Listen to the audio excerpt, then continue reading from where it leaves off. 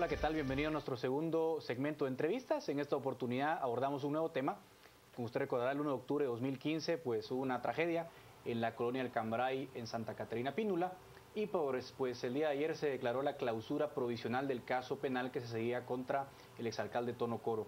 Para ello nos acompañan en el set David de León, de Conred, y también nos acompaña Heidi de León, exfiscal del Ministerio Público de la Fiscalía de Delitos Administrativos.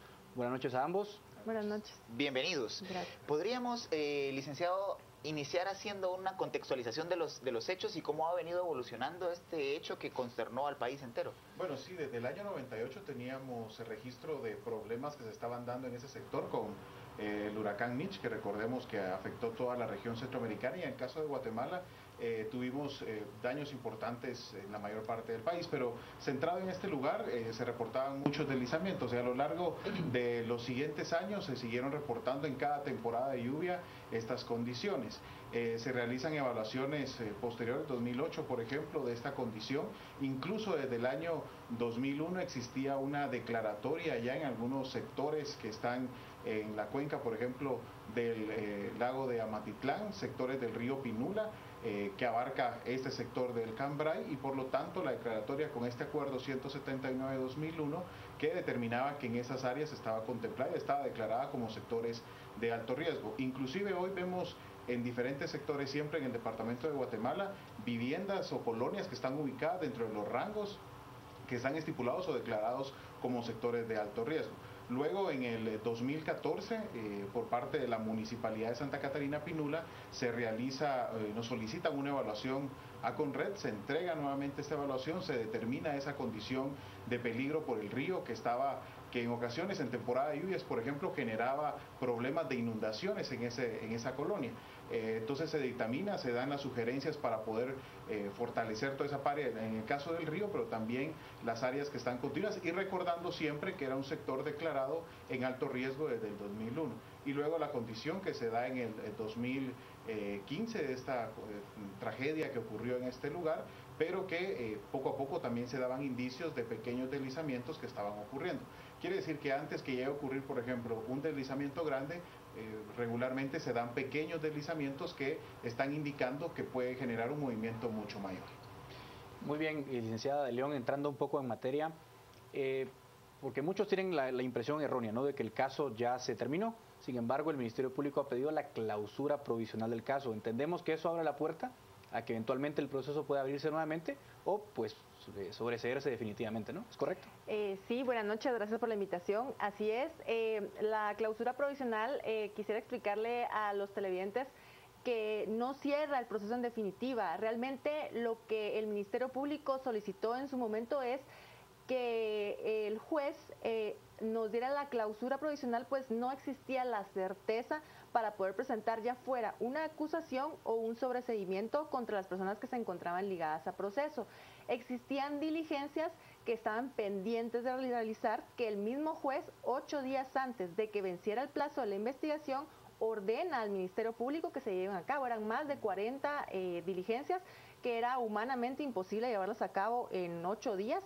Entre ellas también estaba una inspección ocular que necesitaba que fuera en anticipo de prueba autorizada por el juez y con un topógrafo, con alguien que tuviera la calidad para poder indicarnos si efectivamente, que era la duda que se generaba entre las personas que hicieron la evaluación en el 2014 y los personeros de la municipalidad, que indicaban que a ellos no les llegaron a informar que hasta la ladera que se cayó, que se derrumbó, era la que en su momento hicieron la inspección, sino que ellos indicaban que era otra ladera la que se había hecho la evaluación anteriormente.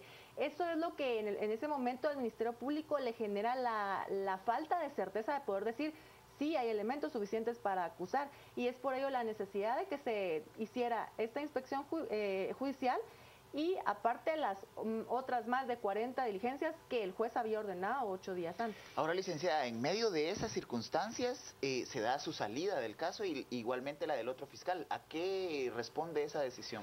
Bueno, pues la verdad que yo en su momento yo no había querido indicar la razón de que ya no estábamos en el Ministerio Público ni que se nos había sido solicitada la renuncia, porque consideré que no era facultad mía, no era obligación mía estar dando esa información, pero me veo en la necesidad de dar la información cuando se me pregunta, porque la secretaria general informa y ella indica y manifiesta que mi renuncia se llevó a cabo debido al bajo rendimiento que estaba teniendo la Fiscalía, lo cual eso no es cierto, porque en el mes de diciembre hay una evaluación de fiscales de sección, distritales y todos los fiscales de Guatemala, y la Fiscalía de Delitos Administrativos había aumentado sus estadísticas enormemente. Entonces, el 29 de diciembre se nos llama a una reunión a Secretaría General, se nos indica por parte de la Secretaria General que debido a que supuestamente no se le informó de la clausura, y eso sí lo quisiera aclarar, que a ella sí se le informó desde el 22 de noviembre a la Fiscal General, y a ella se le informó vía correo electrónico, se le remitió el informe que el fiscal a cargo del caso me había dado el 29 de noviembre para que ellas me indicaran la decisión institucional que se debía tomar, porque es muy fácil decir también de parte de ella que fue una decisión antojadiza de parte del fiscal a cargo y de mi persona, lo cual no es cierto. La decisión institucional se les consultó tanto a la fiscal general como a ella, y ella no me dio ninguna respuesta. Solo el 29 de diciembre me llama que debo presentar mi renuncia, y pues ante dicha situación, debido a que también ya me la había solicitado en el mes de mayo, creí que lo más sano y lo más factible para mí era presentarla. Muchas gracias. Bueno, vamos a un breve corte comercial y al volver continuamos con la entrevista.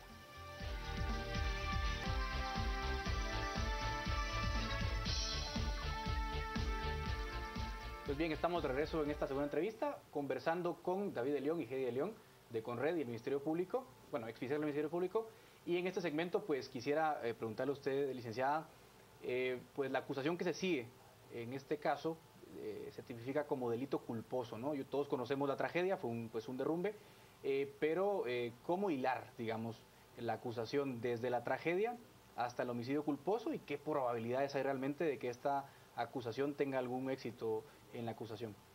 Bueno, pues en su momento el criterio que manejó el fiscal que estaba a cargo de la investigación era el dominio del hecho que tuvieron el exalcalde y el alcalde al momento de ellos tener el conocimiento previo de que el lugar que se derrumbó ya les habían advertido desde hacía bastantes años anteriores que se podía derrumbar.